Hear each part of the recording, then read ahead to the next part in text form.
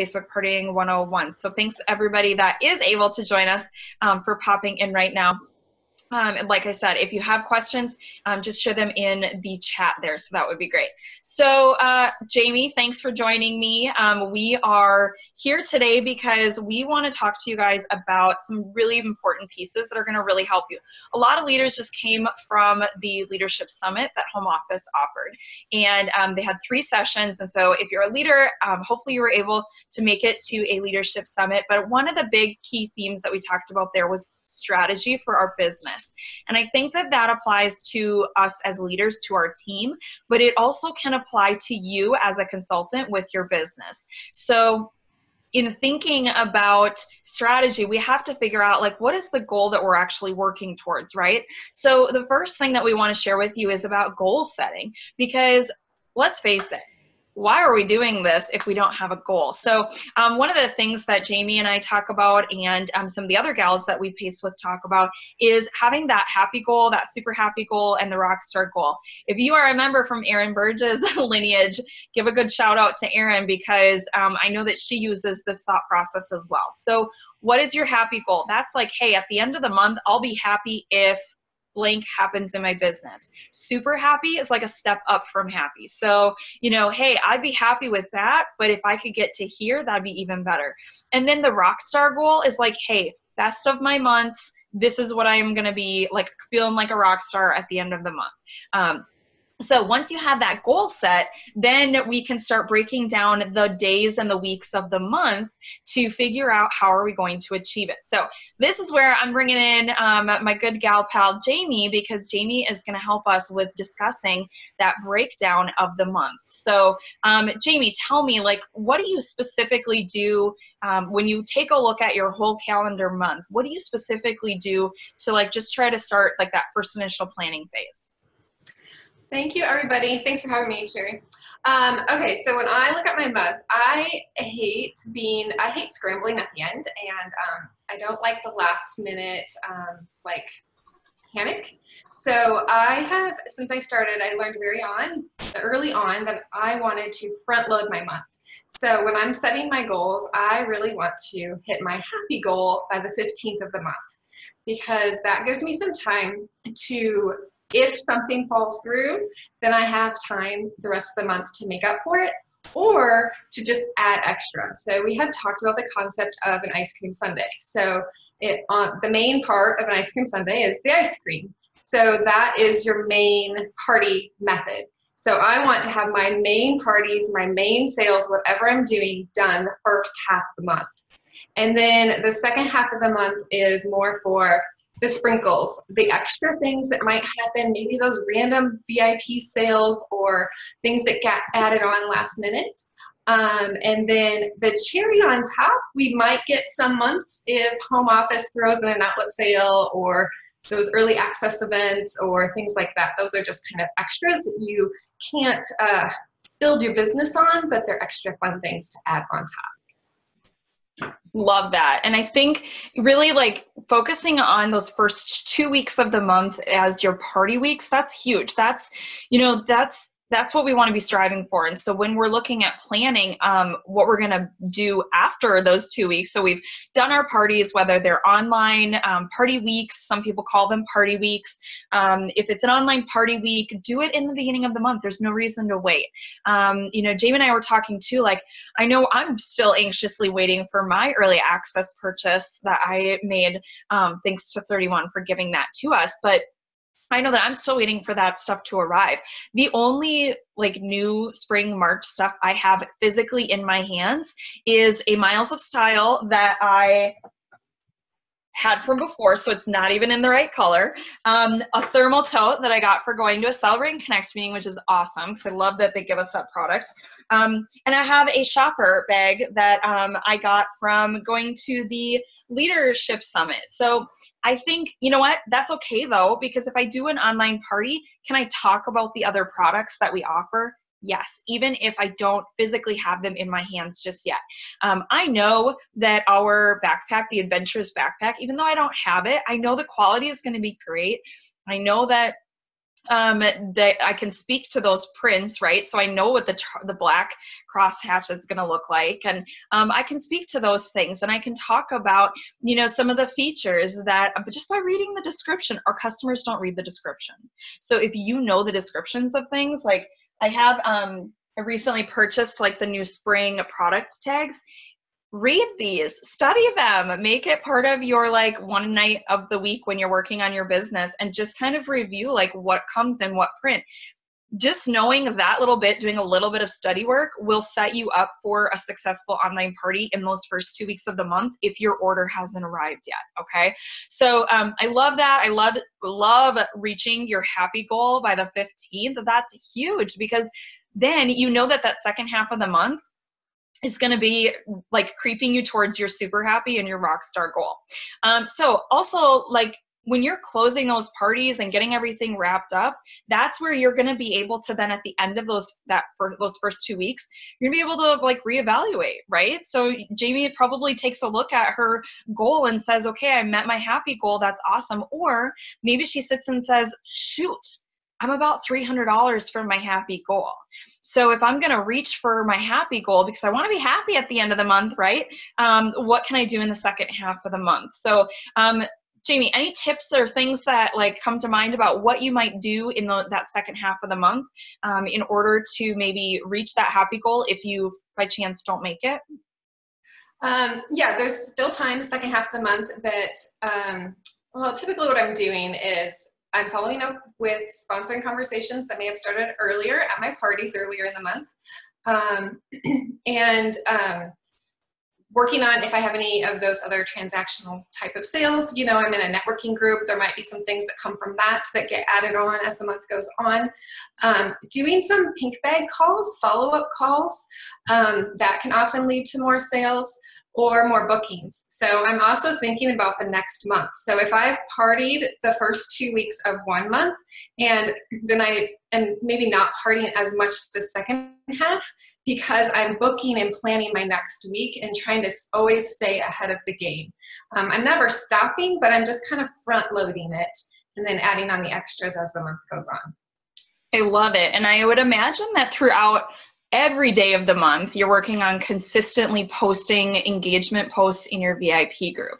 And so that too is probably going to be helpful. Or maybe if you had engagement posts in your online parties, or you know, some really great conversations at your face-to-face parties in the first half of the month, that's part of that pink bag follow-up that you're doing in the back half of the month. So when you get to that second half, you're probably able to even reach out, look back at some of those posts. You might have missed them because you were partying so much, but maybe you can take a look back at some of those other posts and say, okay, now I'm going to do some follow-up with this, and this is where I'm really reaching for what you, like you said, those transactional sales. So we never want to base our month on just one-off orders from the person that has to have the monthly special every month. We never want to base our month off of that. And I loved your analogy of using that ice cream sundae and talking about how really the sprinkles are those transactional sales. You can eat that bowl or that scoop of ice cream or straight from the tub like I sometimes do, but you can eat that without the sprinkles, without the chocolate syrup,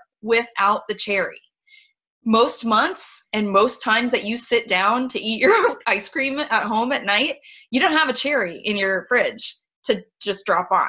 So we can't plan for it. It has to be an add-on. Same with the sprinkles. Like, I'll tell you, I'm a little bit lazy. I don't always want to go to the cupboard to get the sprinkles to put onto my sundae. So you can eat it without. You can survive your month with just the ice cream scoop. And that is what we need to really like hone in on. And I think by doing some of this purposeful planning and making sure that you're having that conversation with those people that are commenting on your engagement posts, that's where you're going to be able to, obviously, at the end of the conversation, your goal is to get them to do something, right? So they're either going to book a party with you, they're either going to join your team, because it could be a recruiting conversation, or they're going to place an order or give you a referral for somebody that will. So those conversations and that pink bag follow-up is key. So I love that you carve out time for that, because I think so much of our month we spend just like spinning our wheels and trying to get the orders, and we're not thinking ahead to say, hey, I need to start front loading, like I love that phrase, front loading the first half of the next month to be ready for it. Anything else you want to add to that before we wrap up? I don't think so. I think those are the main things that, the engagement posts, that goes all month. So thanks for the reminder on that. Always building the relationships, and I just think it makes it easier to kind of focus on, to separate the month. It makes it easier to not feel like you're constantly running. You are, but you're breaking it up into little chunks and pieces. So Right. And it's like purposeful running, right? Because you have a plan. So you know that like the first 2 weeks of the month, mom is partying. Mom is leaving the house to go do this. Mom is going to be in her office on Monday nights and Tuesday nights because that's when she's partying online in the first half of the month. Like put it on the calendar. You put your kids like ball schedule, right? You've got basketball kids, right? So right now you've got ball games at least twice a week, right? Tuesdays and Fridays, if I recall from my cheerleading coaching days. So you're constantly putting that kind of stuff on the calendar. Why don't you put yourself and your business on the calendar, right? So I think that purposeful planning and looking at your calendar and saying, yep, maybe the back half of the month, I don't have to leave the house as much. Maybe the back half of the month, and you take a look at whatever works for you. These are just the suggestions that Jamie and I have come up with. But like, if it works better for you to say, I'm going to party weeks 2 and 3, like week 1, I'm going to spend like catching my breath from the previous month. Week 2 is when I'm going to party hard. Week 3 is when I'm going to be closing Facebook parties. And week 4 is when I'm going to be wrapping up my month. Like whatever it works for you is what the plan should be, but have a plan because you've set the goal. Now let's make the plan to get there. So I love that. And then I think too, like, the other piece of it is when you do those things, this is where the action happens, right? This is where we're going to really see ourselves moving forward. And so the call to action, Jamie and I were like, okay, we got to get them to do something with this now. So we've shared some great ideas. Now the call to action is we want to challenge each of you, and we're going to do it ourselves too, because I don't ask anybody to do a challenge I'm not willing to do myself. So here's our challenge. Our challenge is we want you to book 1 or more parties, like 1 more or 1 or more in the first 15 days of March. Also, we want you to book 1 in the first 15 days of April. So if your March is already stacked and crazy busy and you already have stuff in March, that's okay. Book for April, okay? But you take a look at your calendar. If you're looking at your calendar for March and you don't have anything in the first 2 days, book something. And like Cindy always says, if you can't book a party, be the party. So you yourself can be that party if you don't have anything on the calendar. So we challenge you to book a party in the first 15 days of March and the first 15 days of April to see you get to your happy goal. And that leads us to part 2, is determine what that happy goal, that super happy goal, and what that rockstar goal are.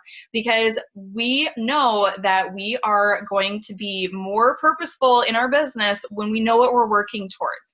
And this goal could be a number of parties. It could be a dollar amount for PV. It could be a number of recruits. Whatever it is. I know that mine is a PV goal because that's what determines my paycheck. My recruiting is standard, like that's a given. I know that I'm working to have at least 1 recruit every month.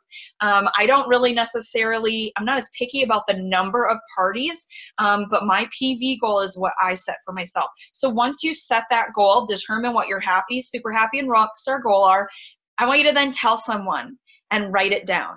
So we know that we are way more likely, I don't know what the official statistic is. Jamie, do you have any clue like what the fancy number is? No, I feel like Melissa Wilkinson said that when she was on here once, but I don't remember. Okay, so I know that we are like X number or X percentage more likely to achieve our goals when we write them down. And so write that goal down, put it on a sticky note, put it on a display board, put it somewhere in your office so that you see it, put it on your like mirror in your bathroom. I love those.